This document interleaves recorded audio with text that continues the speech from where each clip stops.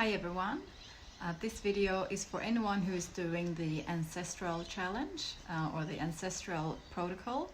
So I want to start with what Ancestral Eating is. It's basically the same as carnivore, it's a lot of animal fat, animal protein, so it's heavily based on meat and protein and fat.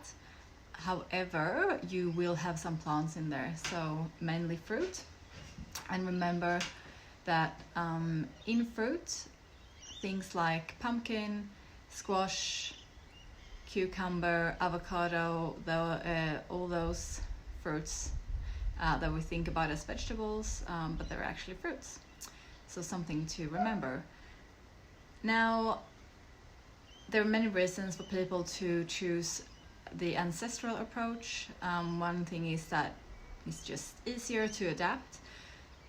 It can be hard to just eat meat all the time. I can appreciate that.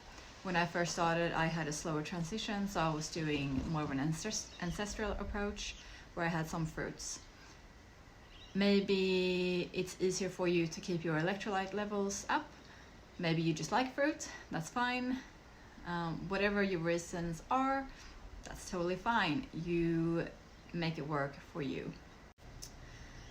So we do want to keep plants to a minimum, and this is because plants have defense chemicals and anti-nutrients, which really interferes with your body's absorption of nutrients.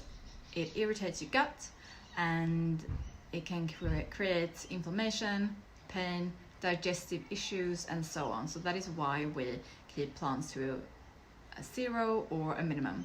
Now, fruits, yes, they still have anti-nutrients and they still have defense chemicals, but plants want to survive, okay? So the reason they have the defense chemicals and the anti-nutrients is to protect themselves. And the highest levels of those things are in things like the seeds, the stem, and the leaves. The fruit usually contains a little bit of seeds, and when an animal eats the fruit, it will get the seeds, and then it will go on into the forest, whatever, and it will poo out the seeds, and the plant will grow up and it will proliferate and keep on living.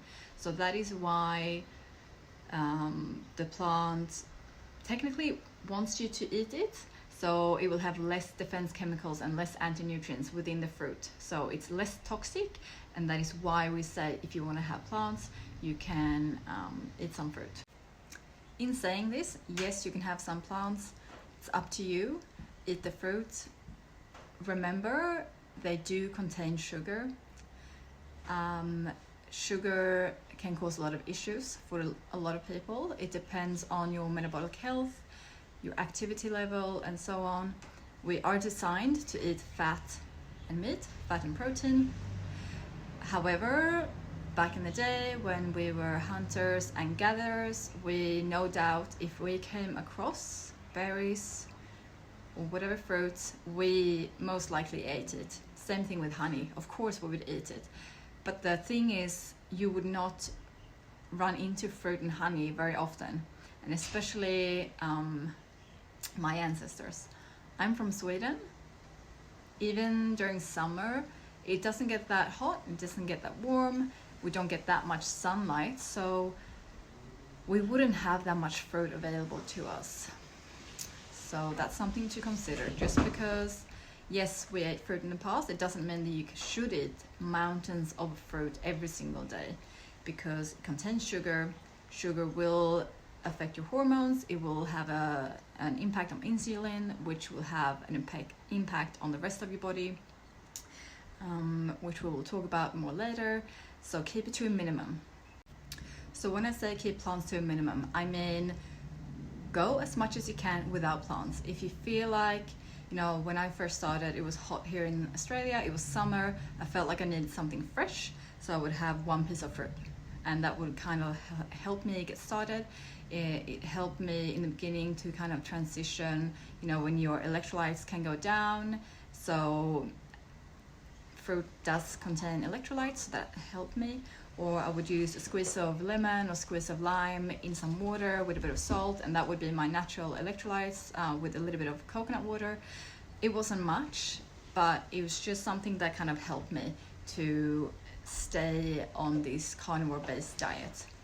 I didn't have heaps, because if you have a lot of fruit, it's still a plant, still contains fibers, still has sugars, so then you will still get the gas and the bloating. And if you do not exclude plants as much as you can, then it's really difficult for you to later on to learn what plants actually affect you, because you might be fine to eat berries, but you might not be okay with eating bananas. But if you don't exclude that for a period of time to then later add it back in, it's going to be difficult to see what plants you can tolerate and what plants you cannot tolerate. So keep it to a minimum, okay? And any questions, just ask away.